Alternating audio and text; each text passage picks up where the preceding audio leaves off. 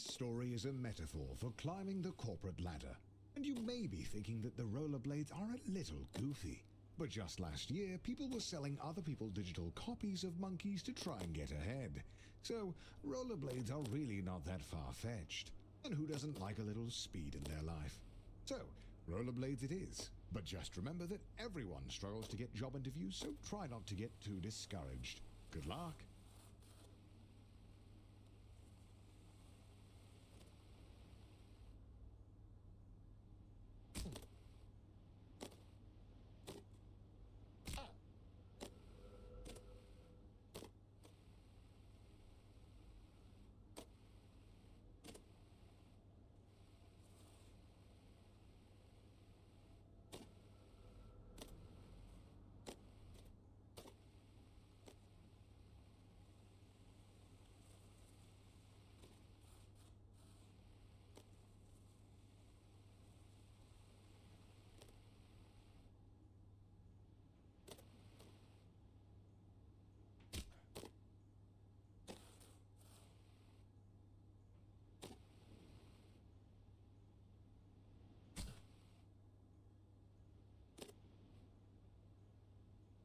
Hey, welcome to your first job interview. I know it can be a little nerve-wracking, but just relax and do your best. You're sure to get the job. Congratulations, you've completed the interview process. Unfortunately, the company needs you to do a take-home interview. I see a note here that says, "Sorry for making you jump through all these hoops." Oh, yeah. So the company just needs one more interview. The note here says, "Last one, we promise." And to ignore the hoops on fire. That's just a technical bug in their hiring system. There it is, the offer letter. You grab the letter and read it out loud. We regret to inform you that the role has been filled.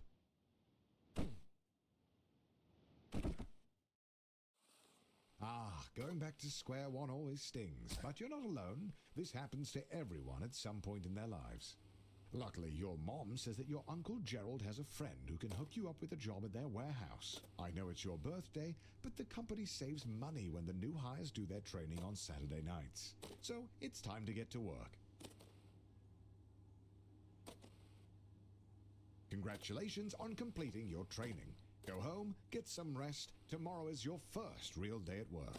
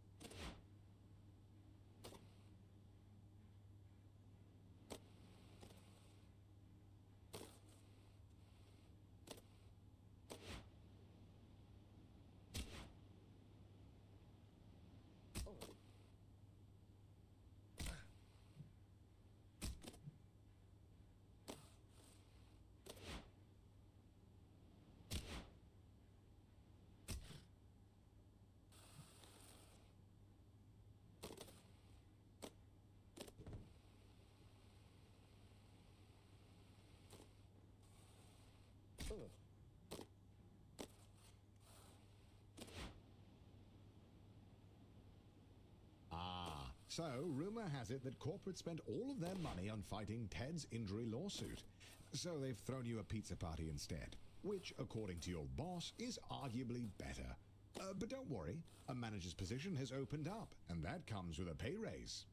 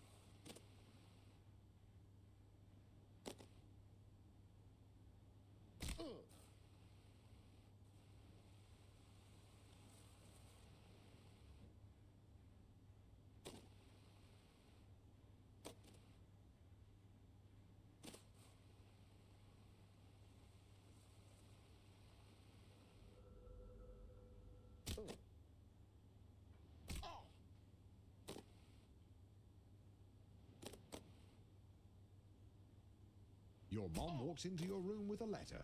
You got the job. Tomorrow is your first day as an unpaid intern. What an honor.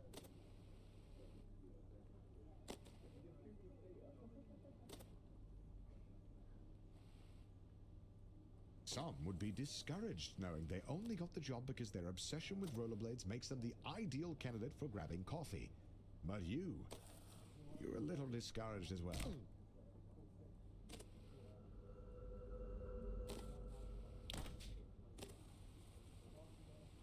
Congratulations, you've finished training. Now the real work begins. Your boss Bill has his office on the first floor and seems like a really nice guy. Great taste in coffee too. Hopefully you can really impress him with your grind set.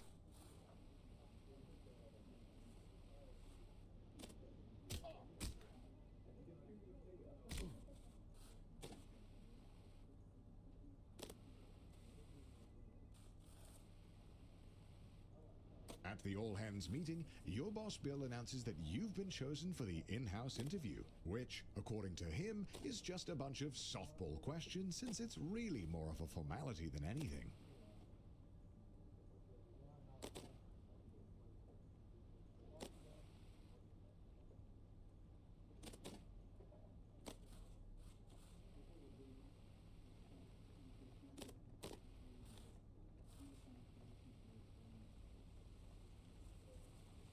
You did it. The job is yours. And as you watch the other interns get fired one by one, you can start to taste the prestige of being a junior financial analyst. You're ready to kick ass and make money, and you're all out of money. Unfortunately, being a junior financial analyst means you're just another cog in the corporate machine. No one is going to notice you if you don't make yourself stand out.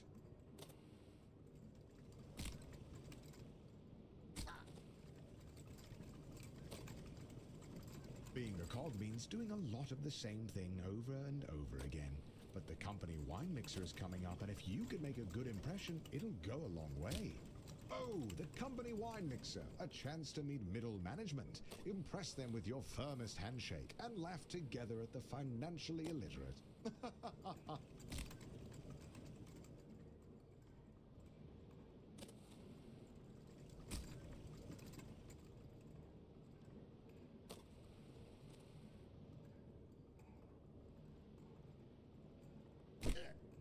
After spinning your wheels for a year, you finally get invited to the company mixer. Rubbing shoulders with middle management has you inspired. You want to be one of them. What does a middle manager even do? Well, nobody knows. But they get paid more than you, and that's a good enough reason. You've been putting in tons of extra hours. You're doing the work of 2 employees. No one notices. But you brought a VP some coffee, and he liked that.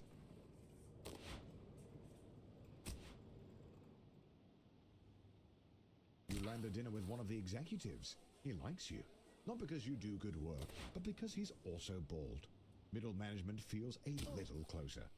You land the perfect handshake in the hallway. It echoes across the floor. It's the talk of the office for a week. This is the kind of thing that gets you promoted.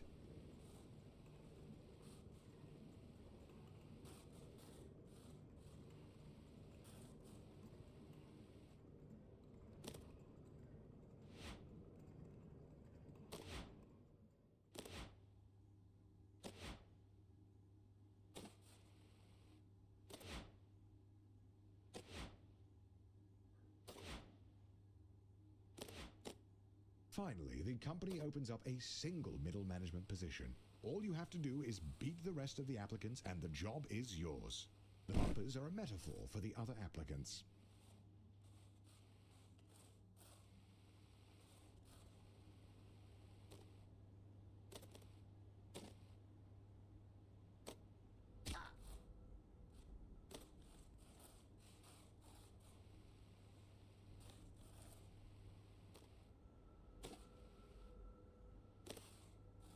The second round of interviews cuts out 90% of the applicants. The herd has been thinned out, and you're still standing strong.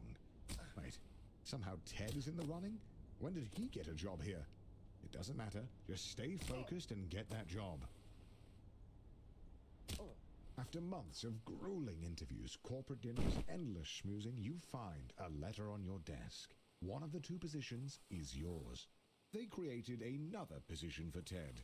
His uncle is a VP. The prestige of middle management. You're assigned a team of juniors, a huge pay raise, and your own office with a view. Not that office. Don't be ridiculous. Oh, and by the way, if your team's earnings drop to the bottom 30%, you'll be fired. Welcome to middle management. No one really knows what you do here, and in fact, no one really knows how to get promoted. Progressing at this stage of your career feels like a confusing maze with no clear path forward.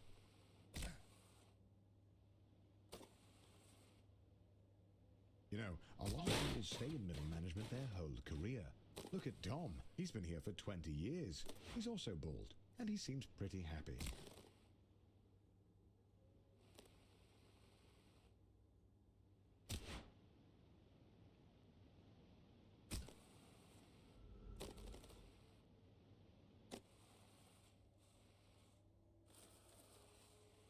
You ask your boss about career advancement, but he tells you that with the current budget, you'll have to put a pin in it until after they can get their ducks in a row trying to accelerate profits and maximize shareholder value in the long term. But if you wanted to, you could double-click on the issue to circle back in a month to drill down, but really not to try and boil the ocean to get this figured out, and to let the work work for you.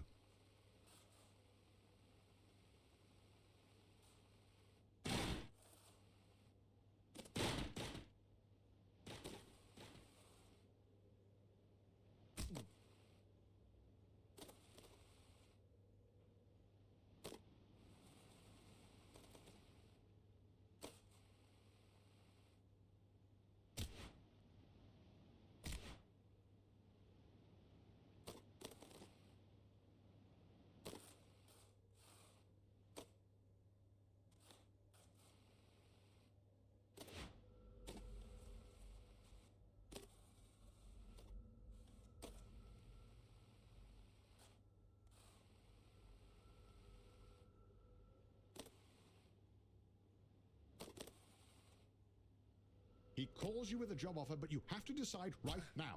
Ah!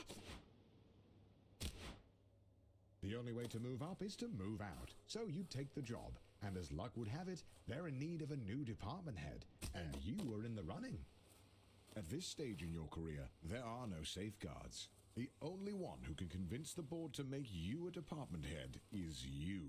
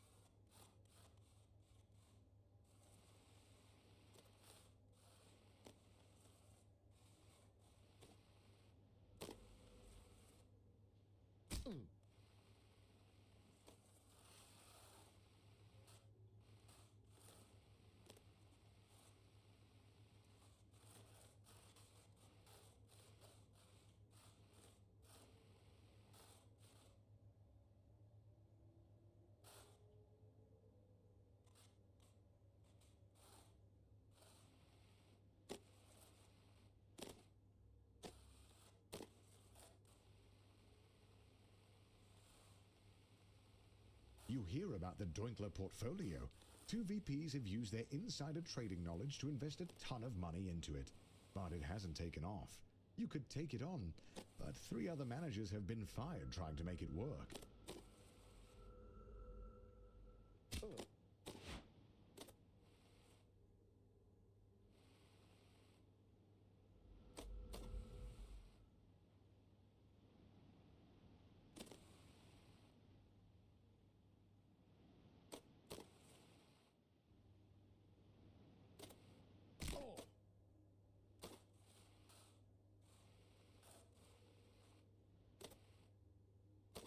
You are desperate to become a department head and decide to take on the Deutler portfolio. If you pull it off, you'll secure 2 votes from the board. If you don't, you'll be fired.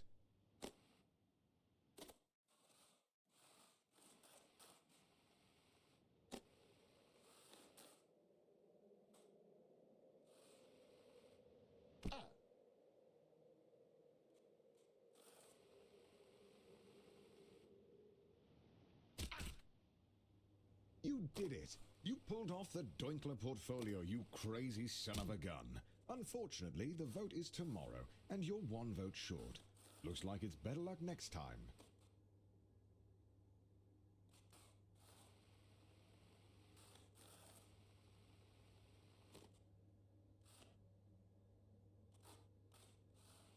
You're still convinced that being a full-time YouTuber is for absolute degenerates.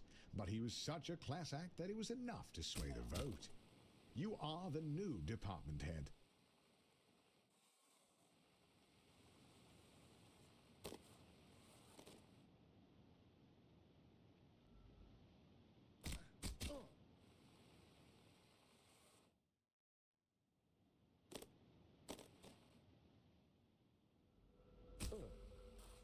Welcome to upper management. You're making more money than you could ever have dreamed of. You drive a fancy car, fancy blades, fancy suit. But if you thought that you would be working less, you'd be wrong. If you aren't constantly pushing ahead, you're likely to fall.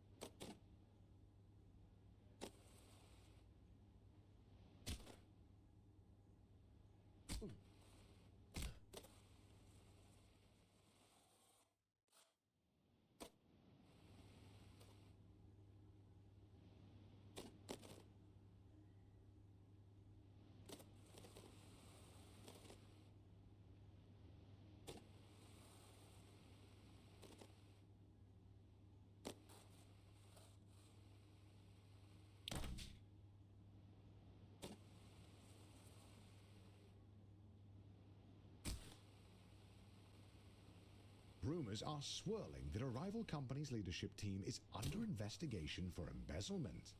If all goes well, they'll be arrested, and the company will need a new set of VPs.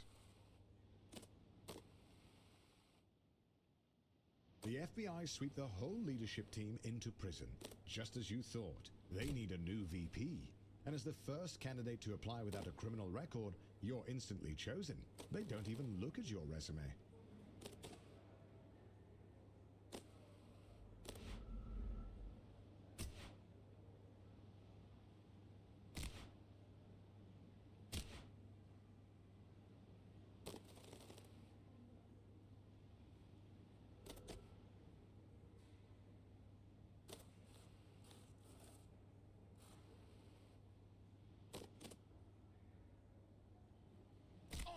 Being a VP at a large company puts you in the top 0.01%.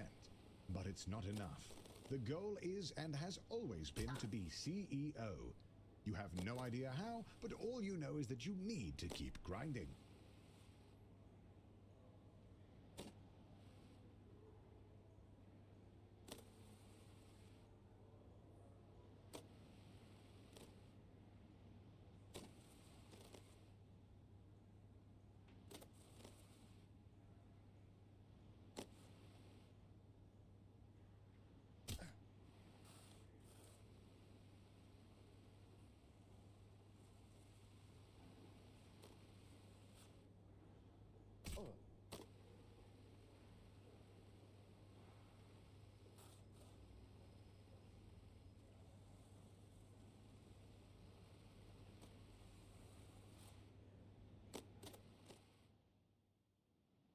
Ted and some of the other VPs are also arrested for embezzlement. Honestly, you're not surprised. That guy was useless.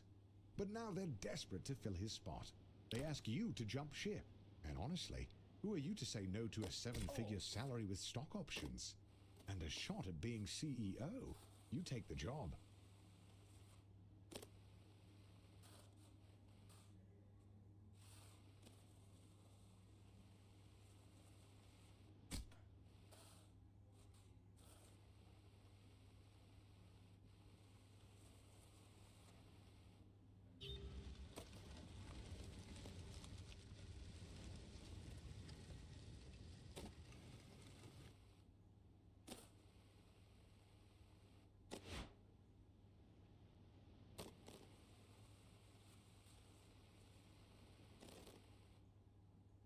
You spend half of your salary on flying a board member to Wimbledon. They don't even like tennis, but they like being schmoozed, and you like how that helps your chances at being CEO.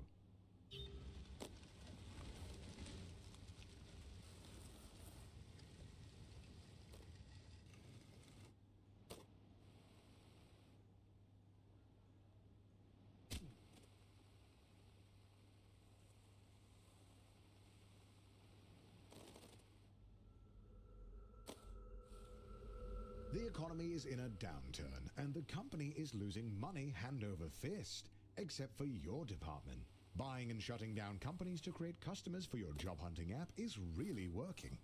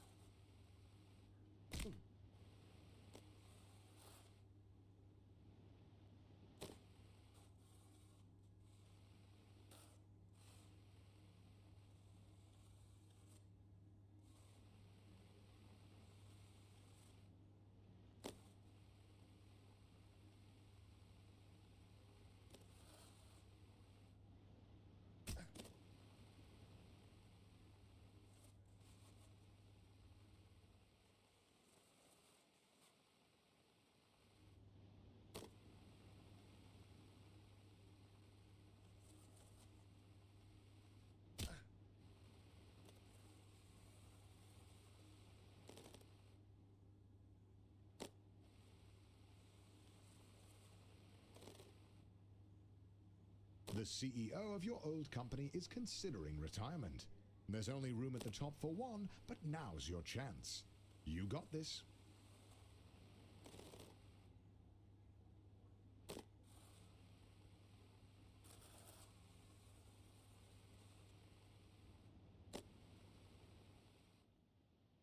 Just before the CEO of your old company retires, he gets arrested for embezzlement. But you've been schmoozing the board of directors for years, taking on hard portfolios, buying dinners at the country club, and turning a blind eye to embezzlement. You're ready to take the leap. All of your hard work has finally paid off. The board of directors have voted, and you are appointed the CEO. The journey is over. You have climbed the corporate ladder, a feat that very, very few people have ever managed to do.